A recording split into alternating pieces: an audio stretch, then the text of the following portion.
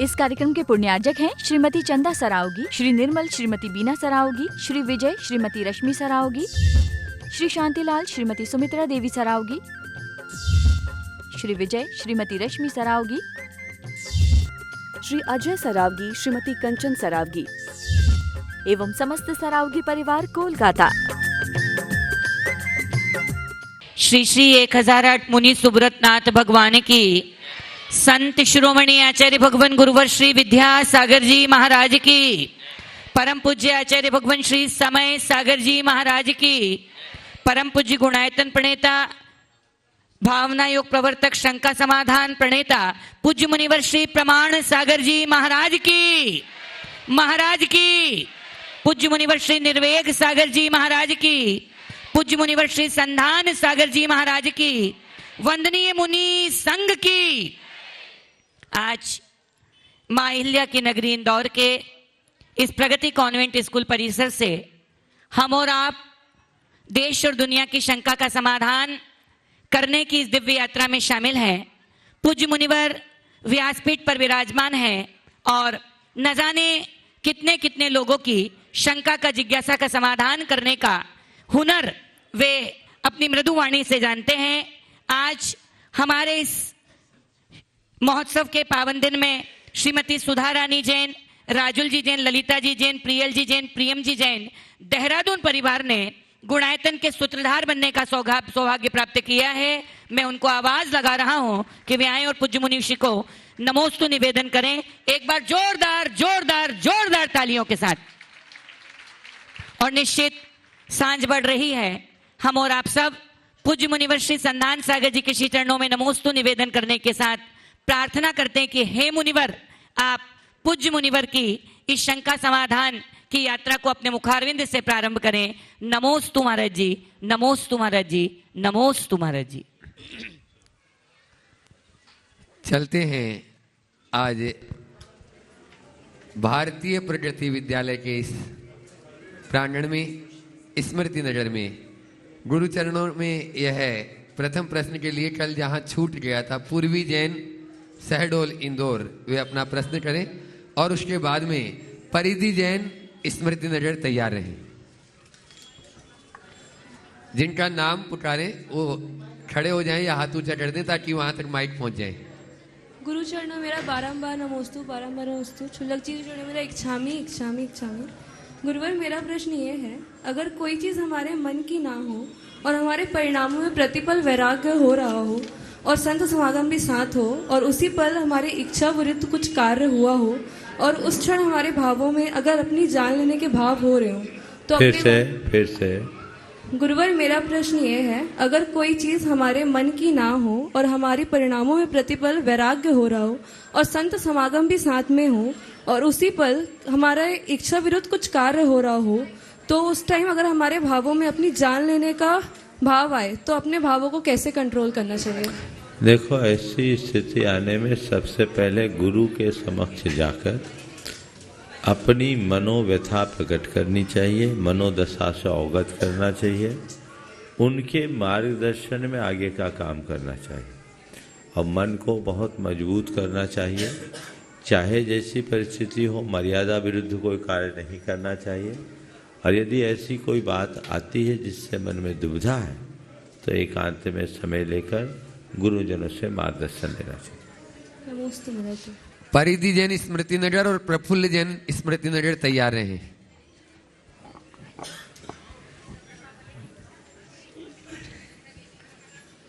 नमस्ते महाराज जी, मेरा प्रश्न यह है कि बोलो, प्रश्न बोले,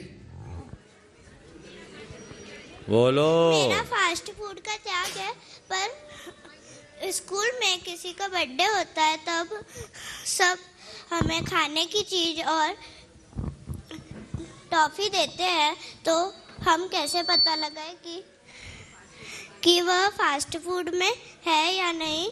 और बार बार कहना अच्छा भी नहीं लगता। जो भी है सबको बोल दो मेरा ये त्याग है, कृपया कर मुझे ऐसा न दे। समझ गए? और टॉफ़ी जिसमें ग्रीन सिंबल हो वो लो, जिसमें ब्राउन सिंबल हो मत लो। चलो आगे। प्रफुल्ली जी जैन, स्मृति नगर, और उसके बाद में यहाँ की पारसनाथ मंदिर। गुरु चरणों में बारंबार नमोस्तु नमोस्तु नमोस्तु, इक्षामि इक्षामि इक्षामि। गुरुदेव, कहने का मन तो बहुत है। आचार्य भगवान आए, आचार्य श्री समय सागर जी आए, अब आपका सानिध्य मिला, उस खुशी को शब्दों में व्यक्त नहीं किया जा सकता, लेकिन मैं अपना प्रश्न ही रख रहा हूं, समय कम है। नमोस्तु भगवान इक्षामि महाराज जी। गुरुदेव, मंत्र के संदर्भ में जिज्ञासा है कि आचार्य भगवान धरसेनाचार्य जी ने द्वय मुनिराज आचार्य पुष्पदन एवं आचार्य फुतबली को परीक्षा के दृष्टिकोण से एक अक्षरहीन और एक अक्षर अधिक मंत्र देने पर एक अक्षर की कमी वृद्धि होने पर एक देवी काणी, एक देवी बाहर निकले वाले बड़े दांत वाली रही कुरूप रूप में प्रकट हुई। फिर हम लोग पूर्व से याद के आधार पर बिना पुस्तक देखे संस्कृत स्तोत्र, भक्ति, मंत्र, पूजन आदि बहुत जल्दी में करते हैं और अशुद्धि करते हैं। क्या यह उचित है? इसका प्रतिफल क्या है? और हम बहुत सारी क्रियाएं हमारी रहती है तो हम जल्दबाजी में करते हैं तो अशुद्धि होती ही है। नमोस्तु भगवान, नमोस्तु भगवान, नमोस्तु देखिए, भगवान। मंत्र की अगर आराधना करनी है तो शुद्ध करनी चाहिए। थोड़ी सी भी चूक में मंत्र का प्रभाव अनुकूल नहीं होता, इसलिए मंत्रोच्चार करते समय में इसका ध्यान रखना चाहिए। लेकिन यदि कदाचित हम मंत्रोच्चार करने में चूक कर जाते हैं तो भी आखिर में आप लोग कहते हैं अक्षर पद मात्रा से दूषित जो कुछ कहा गया मुझसे क्षमा करूं प्रभु सो सब करुणा कर छुड़ाओ भव दुख से। तो ये जो इसमें सब क्षमापना हो जाता है। बुद्धिपूर्वक कभी त्रुटि मत करना, लेकिन श्रद्धान पक्का हो तो जो बोलोगे वही मंत्र बन जाएगा, ये बात ध्यान रखना। नमोस्तु भगवान, नमोस्तु नमोस्तु भगवान। स्वर्ण जैन, अध्यक्ष पारसनाथ मंदिर कमेटी के साथ में अपनी पूरी टीम के साथ में गुरु चरणों में, और उसके बाद में रुपेश जी जैन, ललितपुर, तैयार रहे। नमोस्तु गुरुदेव, नमोस्तु गुरुदेव, नमोस्तु गुरुदेव, नमोस्तु। पूरा स्मृति नगर दिगंबर जैन समाज की तरफ से आपके चरणों में त्रिकाल नमोस्तु नमोस्तु नमोस्तु। गुरुदेव, हमारी शंका यह है कि भक्ति बस में चलती हुई अभिषेक क्रिया में बार बार प्रभु जी के चरण छूना, वेदी जी पर प्रत्येक प्रतिमा के चरण बंधन कर मस्तक पर लगाना, शांति धारा के समय परिक्रमा करना आदि अन्य क्रियाएं श्रावक भक्ति बस करता है, तो ये सही रहती है या इनमें कुछ दोष लगता है? कृपया मार्गदर्शन करें। देखिए, जो भी क्रिया करे विवेक के साथ करे, क्रियाओं में अतिरेक न करे। क्रियाओं में अतिरेक से अविवेक हो जाता है। अब शांति धारा हो रही, परिक्रमा कर रहे तो थोड़ी तो शांति रखो बाबा। और हर भगवान को छूने का काम करो तो कई लोग तो भगवान को ही निपटा देते हैं। ऐसा काम क्यों? आप हम लोग को देखो, हम लोग तो रोज नहीं छूते भगवान को, तो दूर से प्रणाम करके भी काम किया जा सकता है। भगवान के स्पर्श करने में कई बार तो मैंने ऐसा देखा, लोग अंगूठी पहने रहते हैं और भगवान के चरण घिसते हैं, भगवान के चरण को घिस दिए, पाप भले नहीं घिस पाए, निशान बन गए। मैंने आंख से देखा, घिसते घिसते एक ही जगह रोज रोज घिसे और 150 घिसे तो भगवान तो घिसे ही जाएंगे। थोड़ा तो विवेक रखो, इसलिए विचार करना चाहिए। नमोस्तु भगवान, नमोस्तु भगवान। रुपेश जी जैन, ललितपुर, और उसके बाद में सोनम जी जैन, तिलक नगर, तैयार रहे।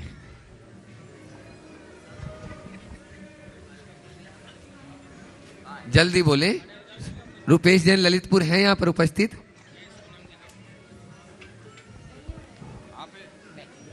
दूसरा बोल दीजिए। सोनम जी जैन, तिलक नगर, अपना प्रश्न करें, और उसके बाद में स्मृति नगर समाज महिला मंडल, तैयार रहे।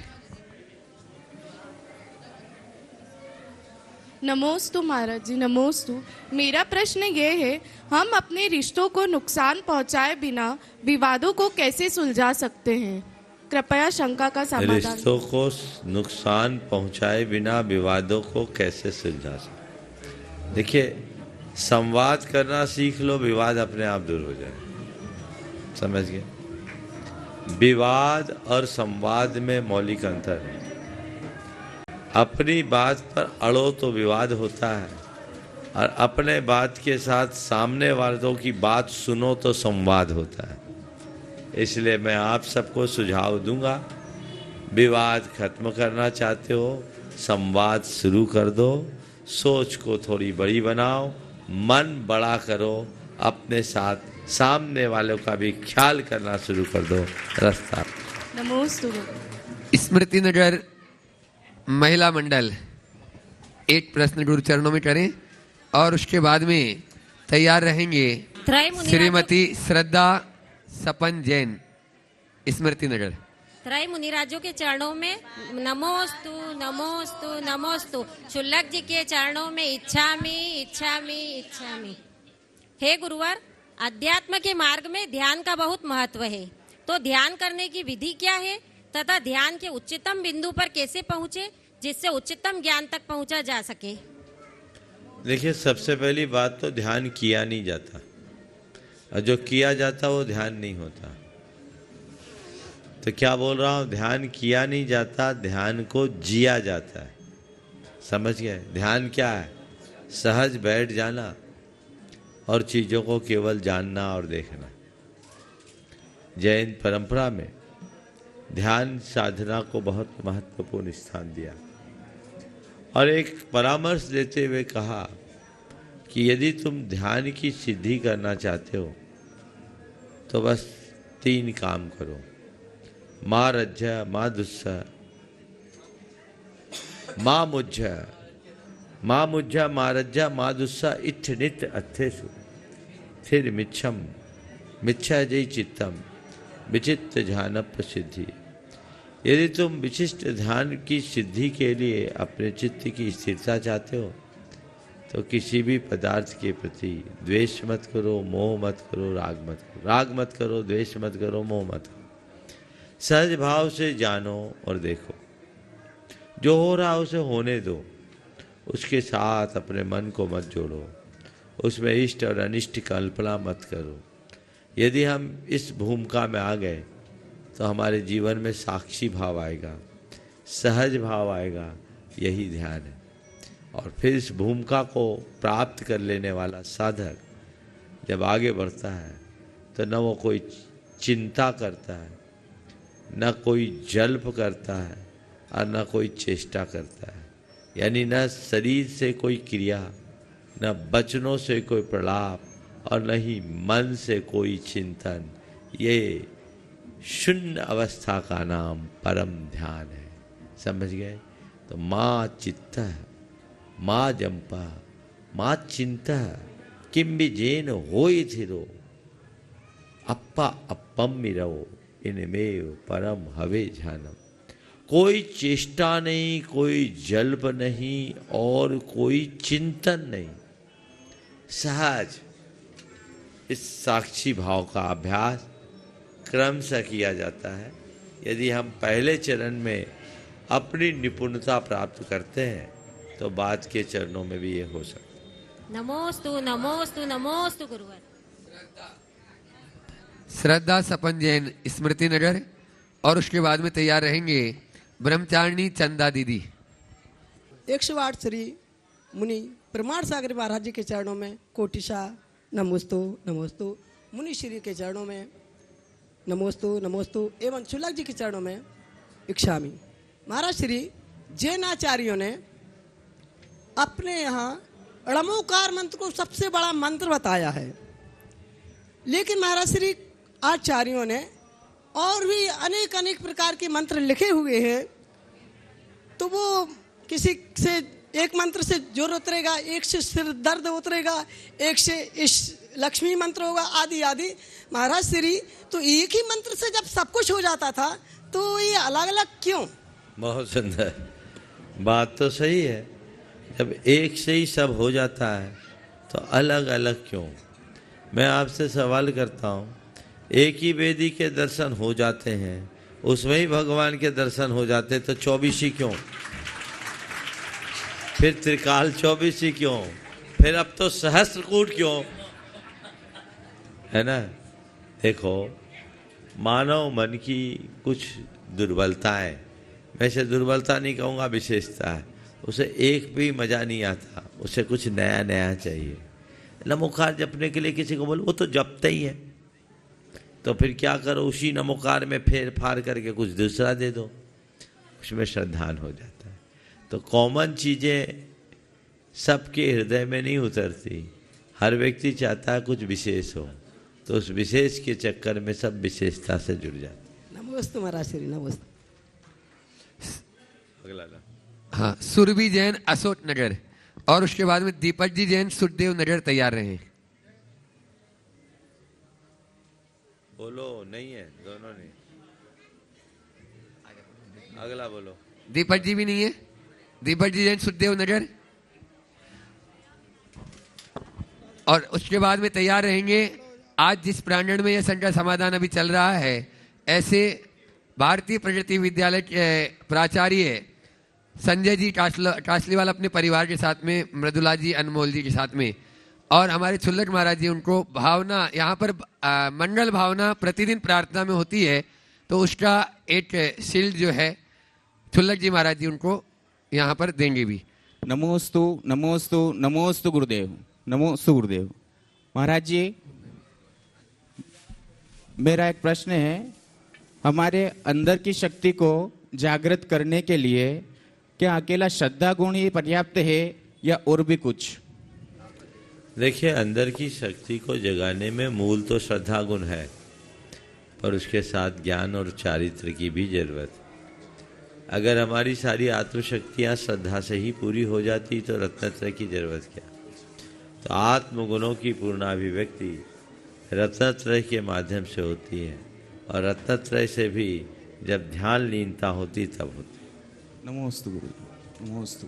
हाँ, संजय जी। मृदुला जी, संजय जी कासलीवाल, वे अपना प्रश्न भी गुरु चरणों में प्रस्तुत करेंगे, और आप लोग जोरदार तालियों से उनका स्वागत अभिनंदन करें। जिस स्थान पर आचार्य भगवंत ने भी साधना की और आज यहाँ पर पूज्य श्री के भी चरण, यहाँ पर पूरे संघ के चरण यहाँ पर पड़े, ऐसे संजय जी कासलीवाल की इस विद्यालय में। और मैं चाहूँगा आनंद जी गोदा जो शिरोमणि संरक्षक हैं वे भी आ जाएं, और उनका भी प्रगति विद्यालय है, उनके लिए भी यह भावना का, मंगल भावना का यह शील्ड यहाँ प्रस्तुत कर रहे हैं। हाँ बोलो आनंद जी, बोलो। गुरुदेव के चरणों में बारंबार वंदन करते हुए प्रगति, भारतीय प्रगति विद्यालय जो आचार्य गुरु और विद्यासागर जी महाराज साहब ने इसका नाम रखा, गोदा परिवार और कासलीवाल परिवार, गुरुदेव आपको और इस पूरी समाज को बहुत धन्यवाद करता हूँ कि आप लोगों की वजह से आज हमारे यहाँ गुरुदेव पधारे, इस विद्यालय प्रांगण में आए। मैं स्मृति जैन नगर जैन समाज का भी बहुत आभार मानता हूँ। और मेरी बड़ी बहन ये क्वेश्चन कर रही। गुरुवर नमोस्तु नमोस्तु नमोस्तु। गुरुवर, हम शिक्षक हैं जिन पर बच्चों के भविष्य को संवारने की बहुत बड़ी जिम्मेदारी है। आज विद्यार्थी और विद्यालय शिक्षा पर बहुत प्रश्न खड़े हो रहे हैं, जो देखा जाए तो चिंतनीय भी है। गुरुवर, मेरा प्रश्न ये है कि हम वापस जाकर शुरुआत को नहीं बदल सकते, किंतु जहां हैं वहीं से नई शुरुआत करके अंत को प्रशंसनीय बना सकते हैं। आप हमें यह मार्ग प्रशस्त करें जिससे विद्यालय वास्तव में विद्या का मंदिर बन जाए और शिक्षक अपनी प्राचीन गरिमा को पा सके। देखिए, बात बिल्कुल सही है। वर्तमान में व्यवस्थाएं पूरी तरह बदल गई। अब सब कुछ अर्थकरी विद्या वाली बात से जुड़ गई, और प्रोफेशनलिज्म हावी होने के कारण चीज़ें पूरी तरह बदल गई, और आज शिक्षा के तंत्र में पूरी तरह पाश्चात्यकरण हो गया। ऐसी स्थिति से अपने आप को बचाना बहुत कठिन है, लेकिन असंभव नहीं है। मैं तो ये कहूँगा कि वर्तमान में जो शिक्षा पद्धति चल रही है उसे चलने दीजिए, लेकिन इसके साथ साथ बच्चों के अंदर संस्कार गढ़ने का काम करें। और संस्कारों को गढ़ने के लिए आपको दो काम करना होगा।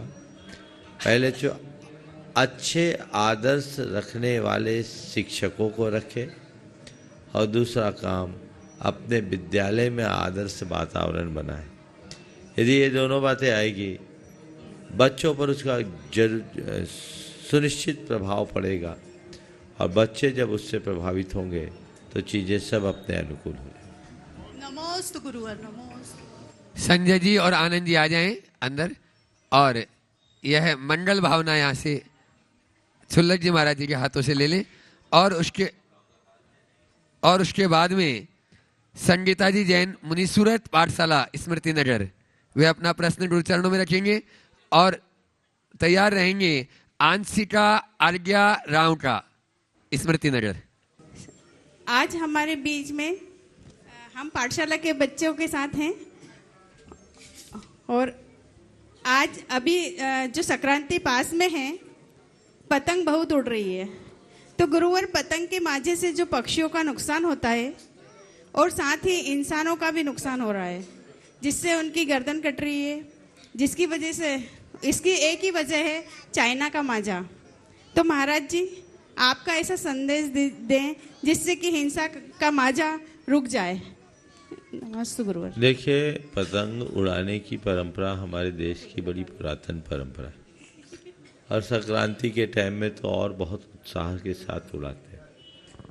उड़ाइए, मैं इसके बारे में कुछ नहीं कहता, लेकिन ऐसी पतंग न उड़ाए जिससे किसी की जान ही उड़ जाए।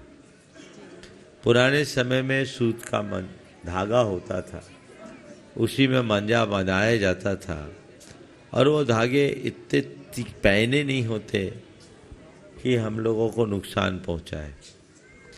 आजकल पूरी तरह से सिंथेटिक धागे हैं, बल्कि प्लास्टिक के तांत हैं, और वो तो बुरी तरह आहत करती है।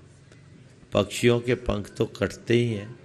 न जाने कितने पक्षी आपके थोड़े से मनोरंजन के कारण काल कवलित होते हैं, लेकिन कुछ लोगों के तो बाइक से जाते जाते अचानक इस धागा के आने के कारण, जिसको माजा बोलते हैं अब तो, और गर्दन भी छिली है, कटी भी है। ये बहुत भयानक है। हम लोगों को भी चलते चलते पैरों में कई बार धागा आ जाता है। तो मैं आप सबसे कहूँगा कि एक अवेयरनेस होनी चाहिए, और चाइनीज धागे का बहिष्कार करना चाहिए। जो पुराने समय में परंपरागत धागा होता था, उससे ही पतंग उड़ाए। ये धागा तो कटता भी नहीं, और पतंग उड़ाओ, पेच लड़ाओ और ना काटो, तो पतंग उड़ाने का मजा क्या है?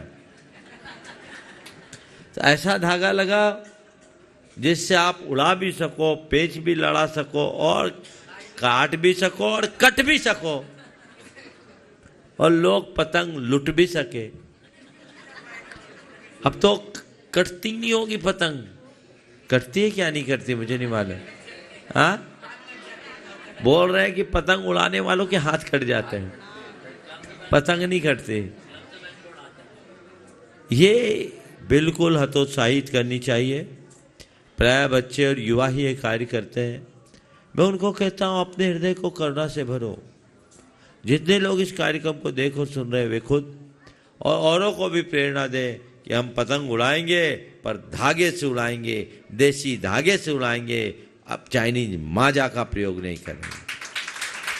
आप लोग सोशल मीडिया के माध्यम से इसको फैलाइए, लोग संकल्पित हों, ताकि हम अपने मनोरंजन के साथ औरों की जान बचा सकें। कहीं ये ना हो कि तुम्हारे थोड़े पल के मजे के पीछे किसी का जीवन ही बर्बाद हो जाए, वो किसी के लिए सजा न बन जाए। इसका आप सबको ध्यान रखना चाहिए। पक्षियों के पंख बहुत सुकोमल होते हैं, वो कट जाते हैं। मुझे तो सुनकर के ताज्जुब हुआ जब ये कहा गया कि व्यक्ति की गर्दन भी कटी है कि छिली है। नहीं, कट गई है गुरुदेव। ये सही बात है। हाँ, महाराज जी कह रहे हैं कटिंग है, और आप लोगों की कथनानुसार हाँ, इंदौर की घटना है, व्यक्ति के जान चले गए। तो अब बताइए, इस तरह का कृत्य करना कैसे अच्छा कहा जा सकता है? ऐसी मूर्खतापूर्ण प्रवृत्तियों से अपने आप को बचाइए। नमस्ते गुरु, नमस्ते गुरु। आंशिका अर्घ्या राव का स्मृति नगर, और उसके बाद में तैयार रहेंगे थोड़ी मेरे को जगह दो। स्वर्णिम जैन, श्रेय जैन। नमोस्तु मुनिवर, नमोस्तु नमोस्तु नमोस्तु। मेरा प्रश्न ये है कि मन की एकाग्रता के लिए क्या महत्वपूर्ण है? देखिए, मन की एकाग्रता के लिए हमें दो आलम्बन लेना चाहिए। पहला अभ्यास और दूसरा वैराग। वैराग, हम अभ्यास से अपने मन को अपने में रमा सकते हैं। मैं ये आध्यात्मिक दृष्टि से बात कर रहा हूँ। हमारे अंदर मन में विकार क्यों आता है? क्योंकि हमारा मन विषयों में रमता है, अवांछित कार्यों में उलझता है, और वो इसीलिए उलझता है कि हम अनादि से उसके ही अभ्यासी, आदि और अभ्यासी बने। तो उस अभ्यास को बदलने के लिए हमें चाहिए कि हम थोड़ा अभ्यास करें और अपने मन को विषयों से मोड़ें। फिर दूसरी बात है वैराग्य। वैराग यानी उसकी वास्तविकता को समझ लो। आप देखिए, आप सबके जीवन का अनुभव होगा, जो चीज़ें जिनके बिना आप एक पल को नहीं रह सकते, चाहे वो व्यक्ति हो या वस्तु, यदि उसकी वास्तविकता का पता चल जाता है तो फिर आप उसका नाम लेना भी पसंद नहीं करते। जो दिल में उतरा है वो दिल से उतर जाता है, फिर मन जाता है क्या? इसी को बोलते हैं वैराग। वैराग का मतलब है विषयों की निस्सारता को पहचाने लेना, उसके यथार्थ को जाने लेना। फिर उधर देखने का भी मन नहीं होगा तो मन बुराइयों की तरफ कभी नहीं जाएगा। ये तो आध्यात्मिक क्षेत्र में मन की एकाग्रता, निर्मलता या शुद्धिकरण का रास्ता बताया, जिसके लिए कहा गया अभ्यास वैराग्याभ्याम तन निरोध है। लौकिक जगत में अगर एक स्टूडेंट है, उसको अपना कंसंट्रेशन बनाना है, अपने काम में एकाग्रता को बनाए रखना चाहते हैं, तो उसके लिए भी दो उपाय। अपनी एकाग्रता की क्षमता को विकसित करने के लिए ओंकार की नाद और थोड़ी देर भ्रामरी प्राणायाम, ओंकार की अनुगूंज करें, इससे एकाग्रता बढ़ती है। और दूसरी बात, जब भी आप अपने मन को एकाग्र करना चाहते हैं तो आप जो काम करें संकल्प के साथ करें, मुझे ये काम करना है, और उस समय अपने संकल्प की पूर्ति के भाव से आप अपने काम में लगे और बाधक कारणों से बचे। अपने आप एकाग्रता आई, फिर भटकाव कहीं नहीं हो। नमोस्तु मुनिवर, नमोस्तु। श्रेय स्वर्णिम जैन, जो वैयावर्ती में बहुत अग्रणी अपनी भूमिका निभाता है, अपने परिवार के साथ में है। और उसके बाद में दीपक जी जैन शुद्धदेव नगर तैयार रहे। मुनिश्री के चरणों में अच्छा, नमोस्तु नमोस्तु नमोस्तु। देशना अंकित अजमेरा विद्या पैलेस तैयार रहे। मुनिश्री के चरणों में नमोस्तु नमोस्तु नमोस्तु। चुल्लक जी के चरणों में इच्छामी इच्छामी इच्छामी। मुनिश्री, आजकल के युवा वर्ग युवा वर्ग हैं वो प्रेम, मोह और आकर्षण के बीच में फंसे हुए हैं, तो उसको हम जैसे युवा अलग अलग कैसे समझें कि मोह, प्रेम और आकर्षण क्या है? प्रेम, मोह और आकर्षण क्या है? ये जी का जंजाल है। क्या बोला? प्रेम, मोह और आकर्षण क्या है? ये सब जी का जंजाल है। वर्तमान में चाहे प्रेम हो, आकर्षण हो या मोह, सच्चे अर्थों में देखा जाए तो ये सब यौनाकर्षण की ही परिणति के रूप में दिखती है, और लोग उसी भाव से एक दूसरे के साथ आकर्षित होते हैं, एक दूसरे के प्रति प्रेम प्रलाप करते हैं, और फिर एक दूसरे के पीछे प्रति से जुड़कर एक दूसरे के प्रति पागल होते हैं, जिसे मोह भाव करते हैं। पर इन सब का प्रेम से कोई लेना देना नहीं है। समझ गए? कहते हैं प्रेम, वो प्रेम नहीं है, कोरा प्रेम का फ्रेम है। समझ गए? आजकल प्रेम को एक दूसरा शब्द है प्यार। प्यार का मतलब जानते क्या? उसका पहला अक्षर टूटा हुआ है। टूटे हुए यार का नाम प्यार है। समझ गए? वो टूटा हुआ यार है, वही प्यार है और कुछ नहीं है। उसमें कोई लेना देना नहीं, सहज एक यौवन जन्य आकर्षण है। सामने वाला जब तक तुम्हारे अनुकूल हो तो तुम्हारा प्यार उमड़ता है, और वो प्रतिकूल हो जाए तो सारा प्यार नफरत में परिवर्तित हो जाता है। इसका ही नतीजा है रोज अफेयर होते हैं और रोज ब्रेकअप भी होता है कि नहीं? तो ये हमारे जीवन को उलझाने वाले का है। इसलिए इन सब चीज़ों से बचना चाहिए। प्रेम क्या है?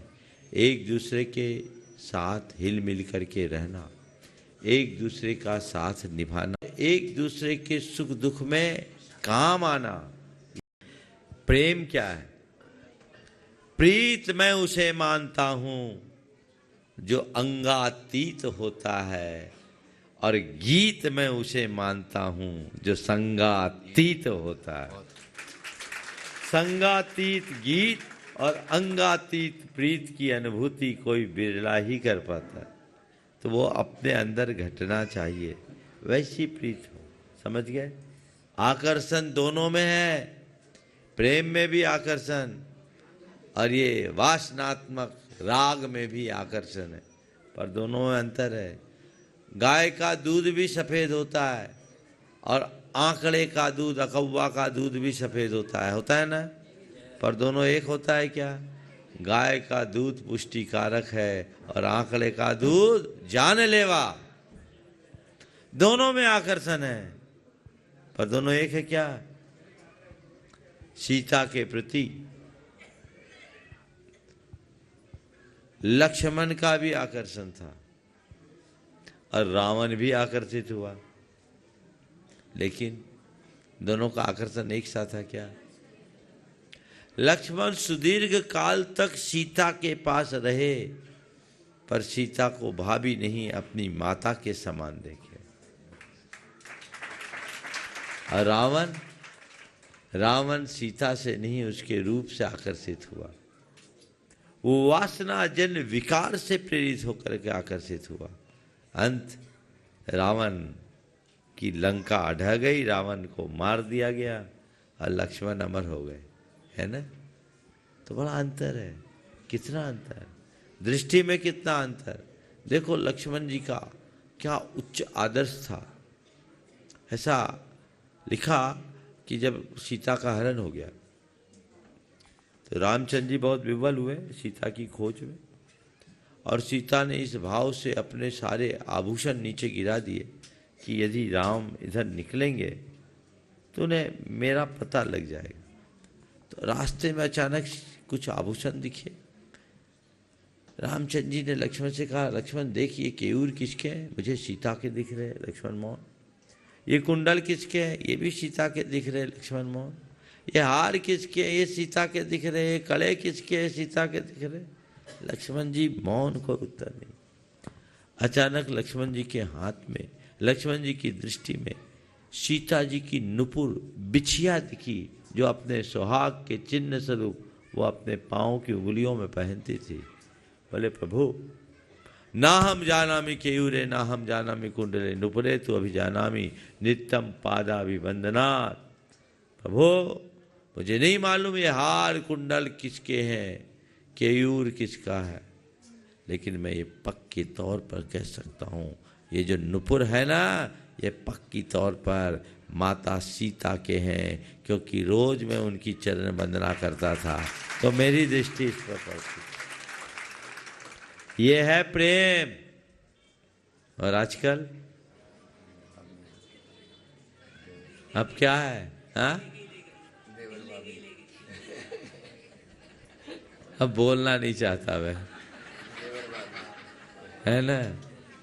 कहाँ मर्यादाएं बची है? बोलो। सब तार तार हो गया। इसलिए प्रेम के वास्तविक स्वरूप को समझना चाहिए। और तुम जैसे युवाओं से मैं कहूँगा, ये इन चक्करों में मत पड़ो। ये 2-5 साल की खुमारी है और जिंदगी भर की गुलामी। समझ गए? एक ने प्रेम विवाह किया और 20 साल बाद एक पार्क में गए दोनों पति पत्नी, और पात्र में पार्क 20 साल बाद पार्क में गए। पत्नी ने पुरानी स्मृतियों को ताजा करते हुए कहा कि याद है 20 बरस पहले अचानक पापा आ गए थे तो हम दोनों इसी झाड़ी में छिप गए थे। 20 बरस पहले अचानक पापा आ गए थे तो हम दोनों इसी झाड़ी में छिप गए थे। तो एकदम पति उदास हो गया। बोले आप इतने उदास क्यों, आपको तो खुश होना चाहिए। बोले नहीं, मैं सोचता हूँ काश हम न छिपे होते। मैं सोचता हूँ काश हम न छिपे होते तो आज हम आजाद होते। समझ गए? तो थोड़े दिन की खुमारी और जिंदगी भर की गुलामी और बीमारी, इससे बचो। महाराज जी नमोस्तु। महाराज जी देशना अंकित अजमेरा विद्या पैलेस, और उसके बाद में इस विद्यालय की शिक्षिका श्रेया विनायका अपनी सभी शिक्षिकाओं के साथ में। नमस्ते महाराज जी, मेरा प्रश्न यह है, कैसे करें पुण्य का मल्टीप्लाई?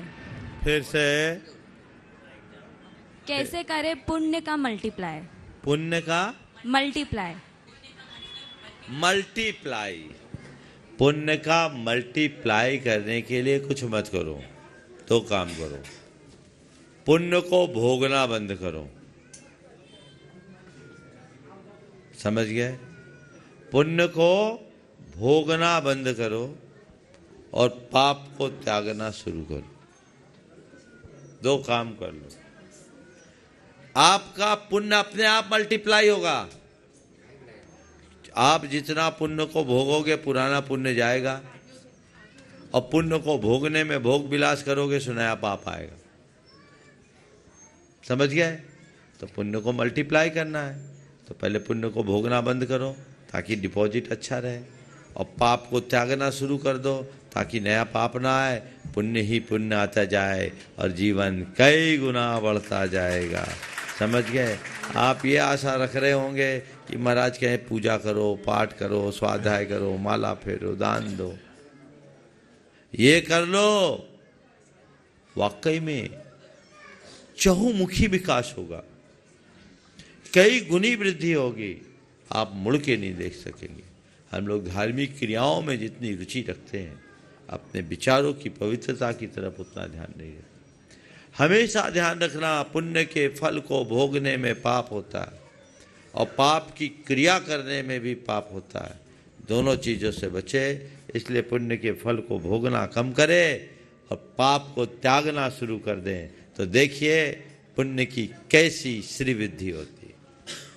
श्रेया विनायका इसी प्रगति विद्यालय की शिक्षिका अपनी शिक्षिकाओं के साथ में, और बाद में इसके बाद तैयार रहेंगे इसी नगर के गौरव ब्रह्मचारी तरुण भैया जी। महाराज जी के चरणों में 3 बार नमोस्तु नमोस्तु नमोस्तु। महाराज जी, मेरा प्रश्न ये है कि अगर रिश्तों में पक्षपात होने लगे, परिवार में सामंजस्य बना रहे, इसके लिए हमें क्या करना चाहिए? देखिए, पक्षपात किसको बोलते? हमको कम उनको ज्यादा, है ना? दिमाग से हटा दीजिए। समानता समानता समानता कभी हो ही नहीं सकती और होना भी नहीं चाहिए। हमारी 5 उंगलियां हैं ना हाथ में, दिख रहे हैं? अपनी अपनी भी देख सकते हैं। ये 5 उंगलियां समान है क्या? बोलो, है क्या? अच्छा, थोड़ी देर के लिए कल्पना कर लो, अगर 5 उंगलियां एक समान होती तो 5 उंगलियां बराबरी की होती, एक सी शेप में, एक सी साइज में होती, तो हाथ कितना सुंदर लगता। लगता क्या? ब्रश जैसा लगता है ना?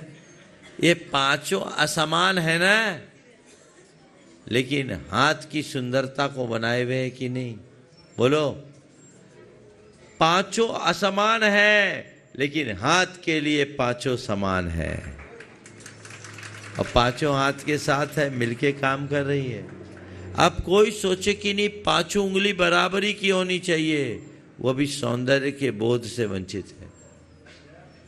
पांचों उंगली, चाहे बड़ी उंगली हो, चाहे छोटी उंगली हो, चाहे बीच की उंगली हो, चाहे तर्जनी हो या अनामिका, पांचों अलग अलग है तो भी उनका अपना महत्व है, क्योंकि पांचों अपने हाथ के ही अंग है। इसलिए यदि कहीं ऐसा हो लगे कि कोई हमारे साथ पक्षपात कर रहा है, शिकायत हटा दो। पहली बात, पक्षपात नहीं, ये एक सहज प्रक्रिया है, सबको अपनी अपनी योग्यता के अनुसार मिल रहा।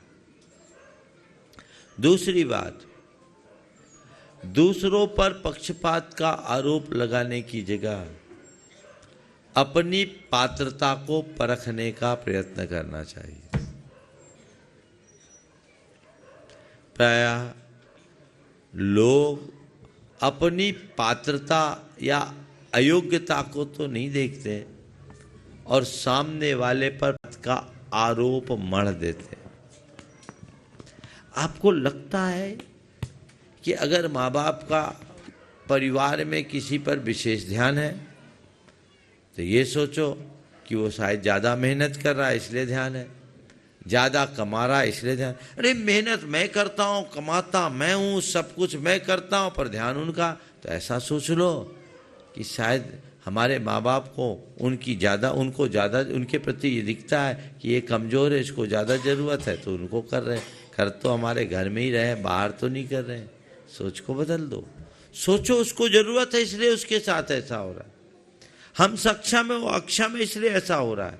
अक्षम को सक्षम बनाने का प्रयत्न हो रहा है। अच्छा है, सोच बड़ी रखो और ये सोचो वो भी मेरे समान हो जाए। समझ गए? तो अपनी अयोग्यता और अपात्रता की अनदेखी कर सामने वाले के ऊपर पक्षपात का आरोप लगाना ईर्ष्यालु बनाता है। इससे बचो। ठीक है, उसको उन पर छोड़ दो। तीसरी बात, बड़ों की कृपा को उनकी करुणा मानो, उसे अपना अधिकार मत मानो। क्या बोल रहा हूं? बड़ों की कृपा को उनकी करुणा मानो, उसे अपना अधिकार मत मानो।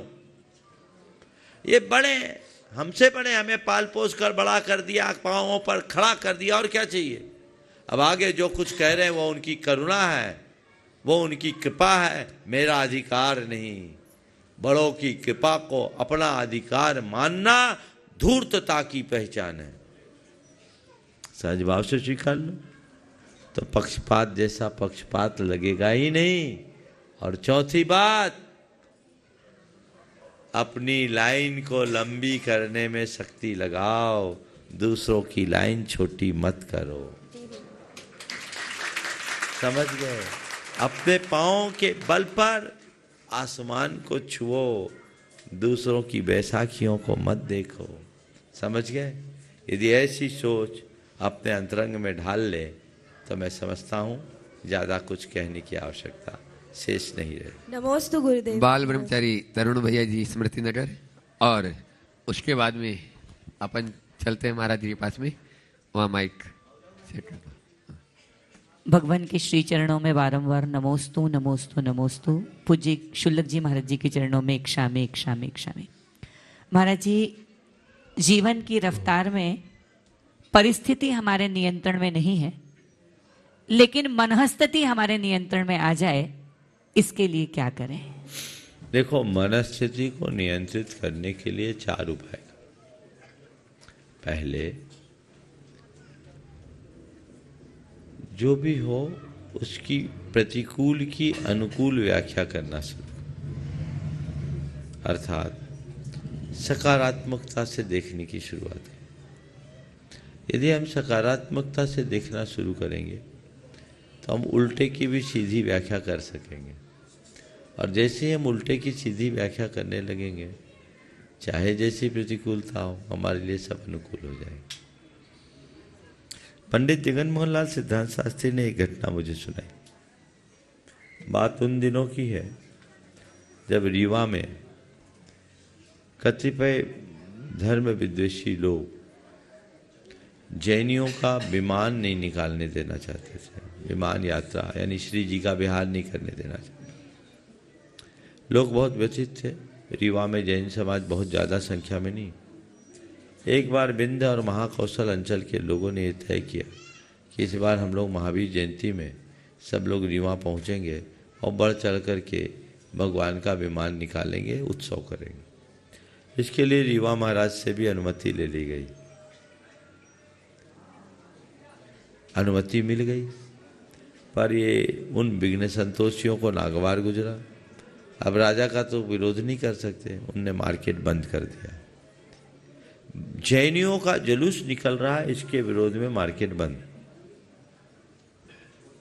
पंडित जगनमोहन लाल जी सिद्धांत शास्त्री उस कार्यक्रम में गए हुए थे। उन्होंने कहा, महाराज मैंने देखा कि महावीर जयंती का जुलूस निकल रहा है और पूरा बाजार बंद है, स्थिति ठीक नहीं, और मैं ही पहले वक्ता के रूप में खड़ा हुआ तो मुझे मेरे गुरु की बात याद आई कि जब परिस्थितियां प्रतिकूल हो तो व्याख्या अनुकूल कर लो। तो मैंने अपना वक्तव्य कुछ इस तरह से देना शुरू किया कि भगवान महावीर की जयंती पूरे विश्व में मनाई जाती है। जहाँ जहाँ भगवान महावीर के अनुयायी हैं वहाँ वहाँ भगवान महावीर की जयंती मनाई जाती है, पर आज रीवा में जैसी महावीर जयंती मन रही वैसी विश्व में आज तक कहीं नहीं मनाई गई। क्योंकि सुनो पूरी बात फिर बजाना, आज रीवा में जैसी महावीर जयंती मनाई जा रही है वैसे विश्व में आज तक कहीं नहीं मनाई गई। क्योंकि अभी तक जहाँ भी महावीर जयंती मनाई जाती है वहाँ केवल जैनी अपने प्रतिष्ठान बंद करते हैं। आज जन जन अपना प्रतिष्ठान बंद करके सम्मिलित है। अब लोगों ने सोचा रही है तो उल्टा अर्थ ले लिया, क्योंकि वो लोग घोषित तौर पर बंद किए नहीं थे राजा के डर से, सबने मार्केट खोल दिया, मामला अनुकूल हो गया। समझ गए? दृष्टिकोण को बदले, एटीट्यूड को चेंज करें। अगर हम अपने एटीट्यूड को चेंज करने में समर्थ हो जाते हैं तो चीज़ें अनुकूल बनेंगी। दूसरी बात, पेशेंस रखें, धैर्य रखना से। ये सोचे थोड़ी देर की बात, आज परिस्थिति प्रतिकूल है, अनुकूल आएगी। अभी रात है, सुबह होगी। अरे घनी रात है, सुबह होने वाली। ये दृष्टिकोण अपने अंदर। तो हम रात को कोसने की जगह सुबह की प्रतीक्षा करें, सुबह के स्वागत की तत्परता दिखाएं, बदलाव आए। तीसरी बात, आशावादी बने, सोच को आशावादी बनाए। आज बुरा है कल अच्छा हो, आज बुरा है कल अच्छा होगा।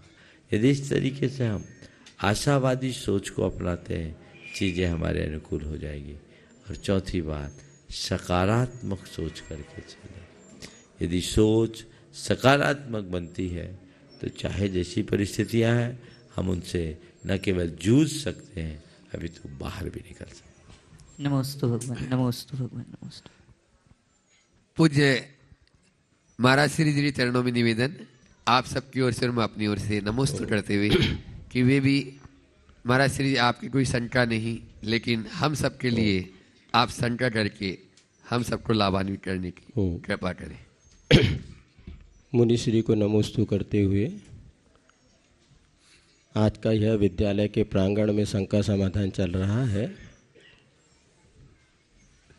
और यह सीता जी का जो अपहरण हुआ उसके पीछे लक्ष्मण रेखा का उल्लंघन था।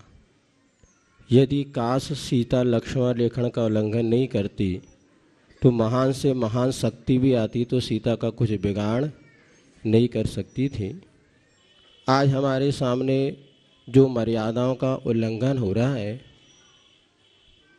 शायद कहीं इसमें बिगड़ती परिस्थिति में कारण हो सकता है। एक मूलाचार में एक प्रसंग गुरुजी की महाराज से कई बार मुख से सुना था कि समाचार विधि का जब वर्णन आता है तो मुनि और आचार्यों की वंदना करने के लिए यदि आरिकाएँ जाती हैं तो कम से कम 2, 3 या इससे अधिक की संख्या में ही जाए। अकेले आरिका कभी भी आचार्य मुनि के समक्ष ना जाए। चूँकि दोनों महाव्रती हैं, फिर भी आचार्यों ने ये मर्यादाएं हमें दी। आज परिस्थितियां ऐसी बदल रही हैं कि दो बेटियां साथ में नहीं रहना चाहती। बेटा और बेटी तो आपको एक जगह बड़े महानगरों में या अन्य स्कूल कॉलेजों में घूमते मिल जाएंगे, लेकिन यदि दो बेटियां साथ में रहें तो शायद कुछ बहुत इस मर्यादा का पालन हो सकता है। क्या जैसे लड़के अकेले घूम सकते हैं, क्या इसी प्रकार बेटियां भी अकेले घूमें? तो इसमें क्या बाधा है? क्या ये मर्यादा के विरुद्ध है?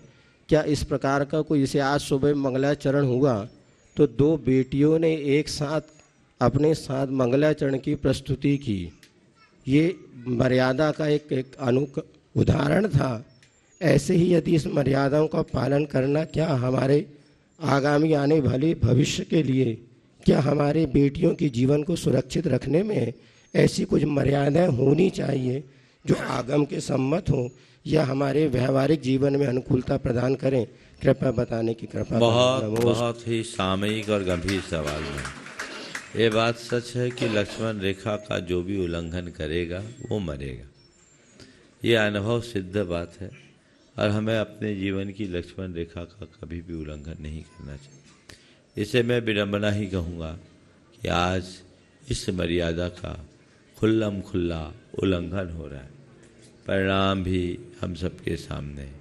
एक दूसरे के संसर्ग का कुपरिणाम होता है।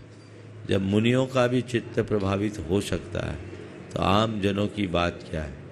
आधुनिकता की ओट में इस तरह की मर्यादाहीन व्यवस्था कतई उचित नहीं है।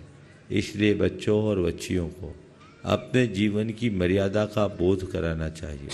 और ये मर्यादा अब विपरीत लिंग के प्रति ही नहीं, समलिंगों के प्रति मर्यादा का बोध बच्चों को 8-10 साल की उम्र में ही करा देना चाहिए।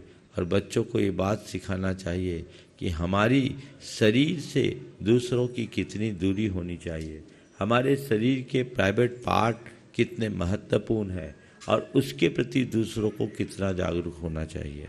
ये बहुत सारी घटनाएं प्रकाश में आई है जिसमें छोटे छोटे बच्चों को भी लोगों ने अपने हवस का शिकार बनाया।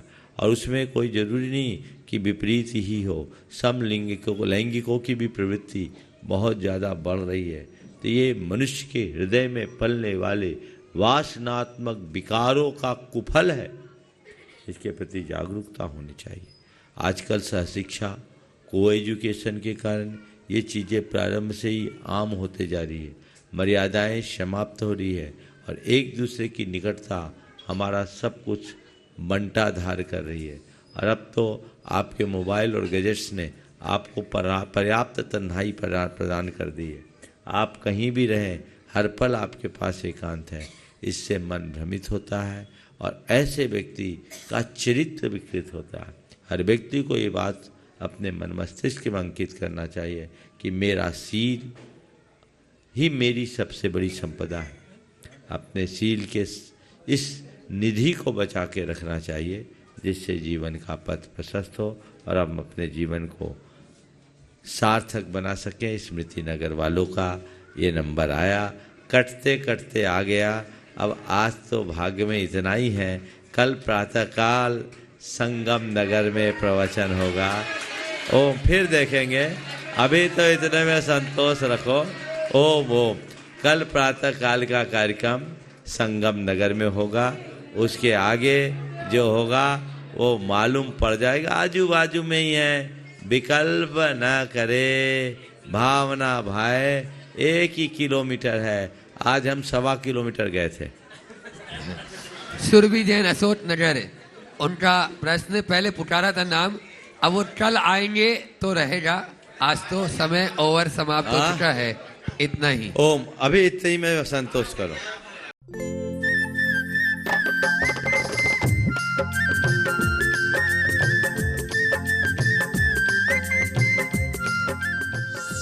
इस कार्यक्रम के पुण्यार्जक हैं श्रीमती चंदा सरावगी, श्री निर्मल श्रीमती बीना सरावगी, श्री विजय श्रीमती रश्मि सरावगी, श्री शांतिलाल श्रीमती सुमित्रा देवी सरावगी, श्री विजय श्रीमती रश्मि सरावगी, श्री अजय सरावगी, श्रीमती कंचन सरावगी एवं समस्त सरावगी परिवार कोलकाता।